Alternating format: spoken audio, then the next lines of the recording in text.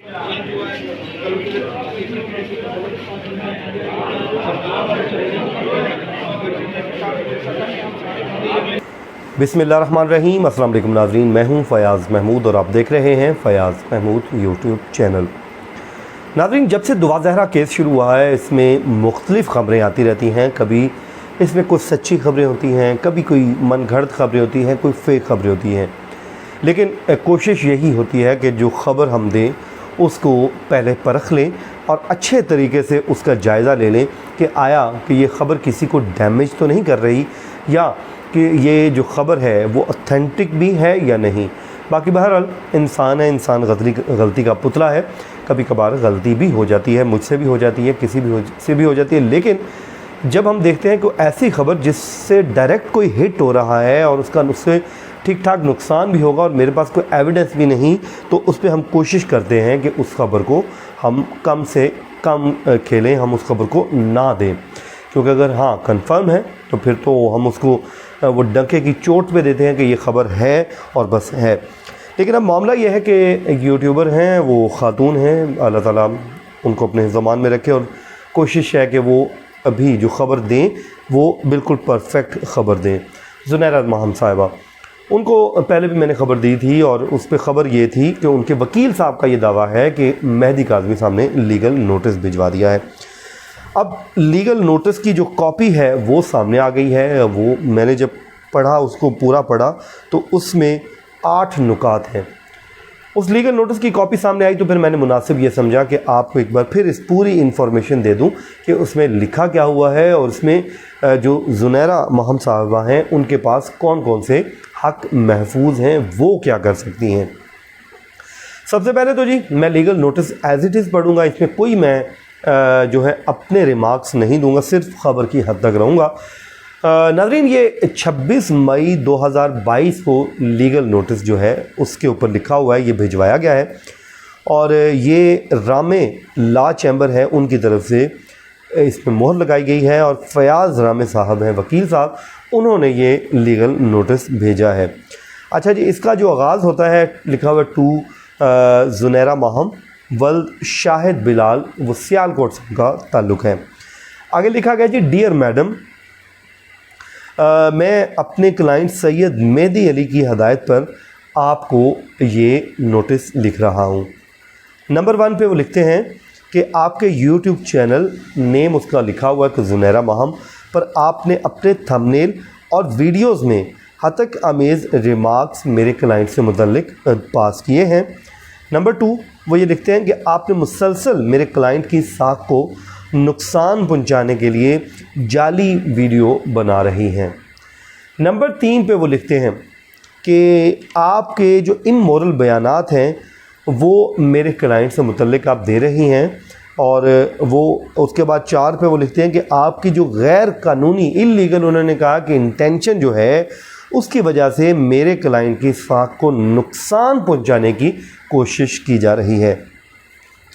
फिर वो 5वां उन्होंने बड़ा संगीन इस पे इल्ज़ाम लगाया है। ज़ाहिर है इस पे ज़ुनैरा साहिबा के पास हक़ है कि वो इसका जवाब दें और अपने आप को डिफ़ेंड करें। फिर वो ये कहती हैं कि कोर्ट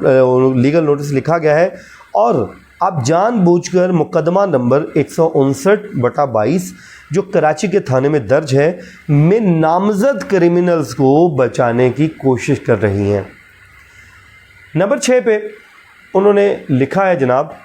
कि आपके बयानात की वजह से जो आपके वीडियो यूट्यूब चैनल पर आपकी स्टेटमेंट्स हैं, उन स्टेटमेंट की वजह से मेरे क्लाइंट, उनकी फैमिली, उनके फ्रेंड्स और पब्लिक में मेरे क्लाइंट की रेपुटेशन जो है वो ख़राब हो रही है, उनकी साख को नुकसान पहुंच रहा है। 7वें पे लिखा गया है कि जी आपको ये नोटिस दिया जा रहा है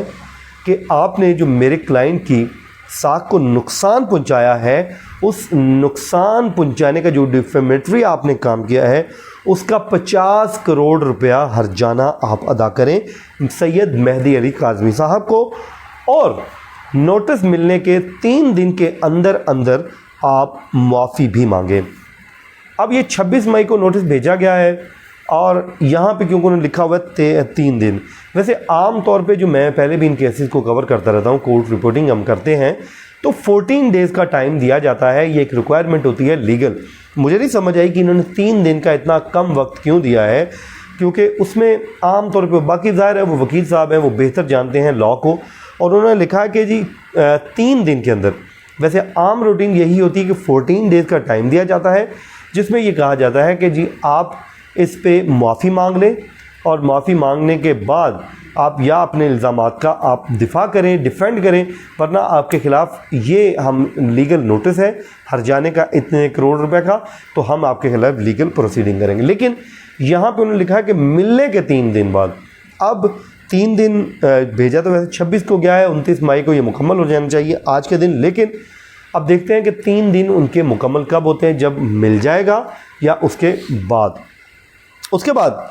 उन्होंने ये भी लिखा है, उसके बाद वो 8वां नुक्ता ये कहते हैं कि अगर आपने इस नोटिस का जवाब नहीं दिया या आपने कोई भी इस पर वो जो है मुतमिन नहीं कर सके, या माफ़ी आप अपने यूट्यूब चैनल पे नहीं मांगते और दिफा नहीं कर सकते, तो फिर आप इस पे नाकाम होती हैं, तो फिर आपके ख़िलाफ़ लीगल जो कार्रवाई है, जो प्रोसीडिंग है, वो शुरू की जाएगी। वो लीगल प्रोसीडिंग यही होती है नाज़रीन कि अगर कोई शख्स अपने ऊपर लगे इस लीगल नोटिस में जो इल्ज़ाम है, जो डिफेंड नहीं कर सकता, तो फिर उसके ख़िलाफ़ एक जो है सूट, जो कोर्ट में एक केस फाइल कर दिया जाता है, वहाँ पे वो मुकदमा चलता है और ट्रायल होता है, ट्रायल के बाद अदालत फ़ैसला कर देती है। लेकिन यहाँ पे ज़ुनैरा साहिबा के पास बड़ा शानदार और नादर मौका है कि वो ज़ाहिर उन्होंने ख़बर की हुई है, मुझे यकीन है कि उनके पास एविडेंस भी होगा जो उन्होंने ख़बरें की हैं, और अगर वो उस एविडेंस की रोशनी में जवाब देती हैं तो वो उनको जवाब दे देंगी, और हो सकता है वो दे भी चुकी हैं, और वो जब जवाब देंगी तो ज़ाहिर है अगर वो एविडेंस पेश कर देती हैं कि जो उन्होंने अपनी वीडियो में बात की किस बेस पे की, उस वीडियो को वो बुनियाद बनाती हैं, तो फिर ज़ाहिर है ये मामला इट्सेल्फ ख़त्म हो जाएगा। लेकिन अब देखना ये होगा कि ये मामला किस तरफ जाता है। लेकिन मैं यही कहूँगा कि जब ख़ासकर किसी लड़की की बात हो, जैसे ज़ुनैरा साहिबा हैं, अल्लाह ताला उनको अपने हिफ्ज़ व अमान में रखे, उनकी इज़्ज़त महफूज रखे, जब किसी भी लड़की की इज़्ज़त का मामला आता है या किसी की फ़ैमिली की इज़्ज़त का मामला आता है, तो हमें थोड़ा सा एहतियात का दामन